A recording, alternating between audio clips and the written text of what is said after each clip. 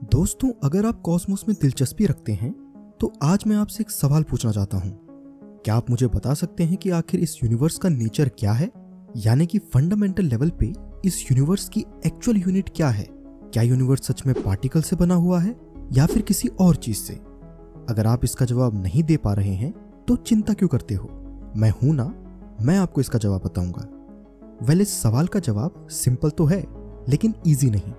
यानी कि कई सारे लोग अपनी अपनी थियरीज लेकर आए इस यूनिवर्स के फाउंडेशन को समझाने के लिए, लेकिन उन्हीं सब थियरीज में से एक ऐसी थियरी भी है जो कि सवाल के जवाब को देने के सबसे ज्यादा क्लोज है, और शायद इसी वजह से इस थियरी को थियरी ऑफ एवरीथिंग भी कहा जाता है।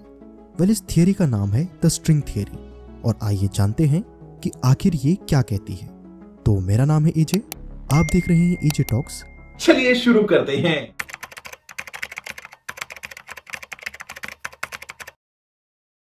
दोस्तों, जब हमें किसी भी चीज की बुनियाद देखनी होती है तो हम उसे काफी करीब से देखते हैं। जैसे कि हम अगर किसी भी मैटर को करीब से देखते हैं तो हमें पता चलता है कि वो छोटे छोटे पार्टिकल से बना हुआ है, और अगर हम उसे और करीब से देखें तो हमें दिखता है कि वो पार्टिकल्स भी मॉलिक्यूल से बने हुए हैं, और मॉलिक्यूल्स खुद एटम से बने हुए हैं। कई दशकों तक तो साइंटिस्ट को यही लगता रहा कि एटम्स ही सभी चीजों की फंडामेंटल यूनिट है, लेकिन फिर डिस्कवरी हुई सब एटॉमिक पार्टिकल्स की, जो कि हैं इलेक्ट्रॉन्स, प्रोटॉन्स एंड न्यूट्रॉन्स। ये तीनों सब एटॉमिक पार्टिकल्स मिलकर ही एक एटम बनाते हैं। पर क्या ये बात इतने पे ही आके रुक जाती है? क्या यही यूनिवर्स की बुनियाद है? अगर एक शब्द में कहूं तो नहीं। जब सब एटॉमिक लेवल पर रिसर्च की गई तो साइंटिस्ट को पता चला कि इन सब एटॉमिक पार्टिकल्स के निचले स्तर पे भी कई पार्टिकल्स एग्जिस्ट करते हैं, जिन्हें नाम दिया गया एलिमेंट्री पार्टिकल्स का। लेकिन अब साइंटिस्ट के लिए इन्हें स्टडी करना काफी ज्यादा डिफिकल्ट काम है, क्योंकि ये इतने छोटे होते हैं कि हम इन्हें देख ही नहीं सकते हैं। अगर आपको पता है कि देखना क्या होता है तो आप इसे और आसानी से समझ पाएंगे।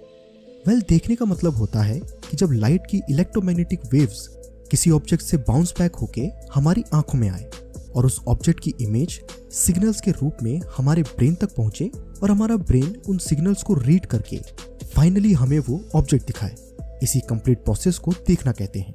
अब जो लाइट की इलेक्ट्रोमैग्नेटिक वेव्स होती हैं वो इन एलिमेंट्री पार्टिकल्स के लिए इतनी बड़ी होती हैं कि ये उन एलिमेंट्री पार्टिकल्स को टच ही नहीं कर पाती हैं, यानी कि विजिबल लाइट इनको छुए बिना ही इनके ऊपर से गुजर जाती है।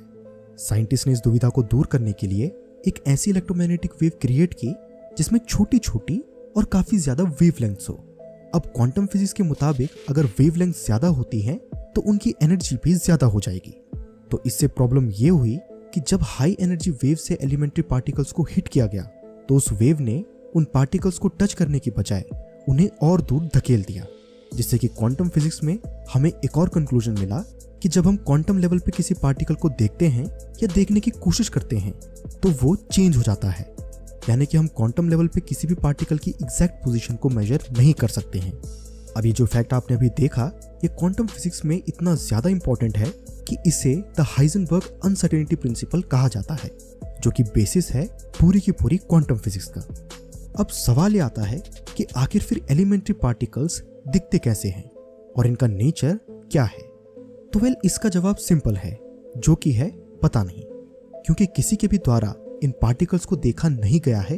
बस हमें सिर्फ इतना पता है कि वो एग्जिस्ट करते हैं। अब इस डेड एंड को फेस करने के बाद साइंटिस्ट एक मैथमेटिकल फिक्शन थियरी के साथ सामने आए, जिसे उन्होंने नाम दिया द पॉइंट पार्टिकल थियरी। इस थियरी के मुताबिक साइंटिस्ट ने माना कि एलिमेंट्री पार्टिकल्स एक पॉइंट हैं 3D स्पेस में। फॉर एग्जाम्पल इलेक्ट्रॉन, जिसका कि एक पर्टिकुलर चार्ज और मास है। अब इसी चीज के दम पे फिजिसिस्ट इन पार्टिकल्स को डिफाइन कर पाए और इनकी इंटरैक्शंस को कैलकुलेट कर पाए। इसी चीज को आगे चलकर क्वांटम फील्ड थियरी कहा गया, और इसने कई सारी प्रॉब्लम्स को सॉल्व करने में मदद की और हमें और क्वांटम पार्टिकल्स जैसे क्वार्क्स, लेप्टन्स और बोसोन्स के बारे में बताया। इस थियरी ने काफी ज्यादा चीजों को बड़े अच्छे से प्रेडिक्ट किया, और वो भी 0.000000000002% के साथ, जो कि इसे करंटली मोस्ट सक्सेसफुल थियरी बनाता है। अब जबकि हमें पता ना होने के बावजूद भी कि पार्टिकल्स एक्चुअल में पॉइंट हैं या नहीं, उन्हें एक पॉइंट मानने की वजह से काफी ज्यादा चीजें हम क्वांटम फिजिक्स की फील्ड में अचीव कर पाए। पर क्योंकि ये जस्ट एक मैथमेटिकल फिक्शन है, तो हम इसे रियल नहीं मान सकते हैं। और इसीलिए ये थियरी एक चीज को डिफाइन करने में अनसक्सेसफुल साबित होती है, जो कि है ग्रेविटी। ग्रेविटी को अच्छे खासे स्केल पे आइंस्टाइन द्वारा ऑलरेडी समझाया जा चुका है, लेकिन अगर फिर भी ग्रेविटी को क्वांटम लेवल पे एक्सप्लेन किया जा सके तो हमें थियरी ऑफ एवरीथिंग मिल जाएगी। अब इसी चीज को समझाने के लिए कुछ ज्ञानी वैज्ञानिक लोग आए और उन्होंने सोचा कि एक पॉइंट से भी ज्यादा कॉम्प्लेक्स आखिर क्या चीज हो सकती है, जिसपे कि उन्होंने प्रपोज किया एक स्ट्रिंग को, और ऐसे जन्म हुआ स्ट्रिंग थियरी का।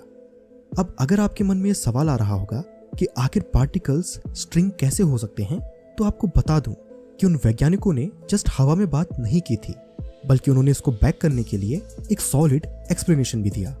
उन्होंने कहा कि हर एलिमेंट्री पार्टिकल कोई पार्टिकल नहीं है, बल्कि डिफरेंट वाइब्रेशन है जो कि दिखने में स्ट्रिंग जैसी है। जैसे गिटार की हर स्ट्रिंग से डिफरेंट साउंड निकलता है, ठीक उसी तरह इन क्वांटम स्ट्रिंग के अलग अलग वाइब्रेशंस हमें अलग अलग पार्टिकल्स दे सकते हैं। और कमाल की बात तो ये है कि इसमें ग्रेविटी भी इंक्लूडेड है। स्ट्रिंग थियरी ने यूनिवर्स की सभी फंडामेंटल फोर्सेस को यूनिफाई करने का दावा किया, जिससे कि इस थियरी को ऑलमोस्ट थियरी ऑफ एवरीथिंग कहा गया। लेकिन इसमें भी कुछ फ्लॉज थे। कई साइंटिस्ट के मुताबिक ये थियरी हमारे 3D डायमेंशन पे एप्लीकेबल नहीं है, क्योंकि ये तब जाके सही साबित हो सकती है अगर हम बात कर रहे हों 10th डायमेंशन की। यही कारण है कि इसे 3rd डायमेंशन में मैथमेटिकली प्रूव नहीं किया जा सकता है। हालांकि ये कहना गलत होगा कि स्ट्रिंग थियरी कंप्लीटली रॉन्ग है, क्योंकि सिर्फ 3rd डायमेंशन में इसे प्रूव नहीं किया जा सकता है, वरना मैथमेटिकली ये बिल्कुल सही थियरी है। एग्जाम्पल के लिए मान लेते हैं कि आपने एक बहुत बड़ा शिप देखा और आपका मन हुआ उसे बनाने का, लेकिन आपने जब उस शिप के ब्लूप्रिंट्स ढूंढे तो आपको सिर्फ एक बोट का ही ब्लूप्रिंट मिल पाया और आपने वो बोट बना डाली। अब एक शिप में और एक बोट में डिफरेंस तो काफी है, लेकिन फंडामेंटली वो दोनों सेम ही हैं। यानी कि दोनों का ही काम है फ्लोट करना और पैसेंजर को पानी में एक जगह से दूसरी जगह ले जाना। अब अगर आप उस बोट के ब्लूप्रिंट्स के साथ एक्सपेरिमेंट्स करके रिसर्च करोगे तो इवेंचुअली आप उस शिप को भी कभी ना कभी तो जरूर बना पाओगे। ठीक ऐसा ही कुछ स्ट्रिंग थियरी के केस में भी है। स्ट्रिंग थियरी भी वो ब्लूप्रिंट है जो कि हमें ये समझा सकती है कि यूनिवर्स एक्चुअल में क्या है। हो सकता है कि फ्यूचर में आप में से ही कोई व्यक्ति इस ब्लूप्रिंट की मदद से यूनिवर्स को समझा पाए। आपको क्या लगता है, मुझे कमेंट्स में बताएं। और अगर आपको ये जानना है कि आपके पास्ट, प्रेजेंट और फ्यूचर एक साथ कैसे एग्जिस्ट कर सकते हैं, तो आप इस वीडियो पर क्लिक कर सकते हैं। आशा करता हूं कि आपको ये वीडियो समझ आ गई होगी। मैं मिलता हूं आपसे नेक्स्ट वीडियो में फिर किसी इंटरेस्टिंग टॉपिक के साथ। ये वीडियो पूरा देखने के लिए धन्यवाद।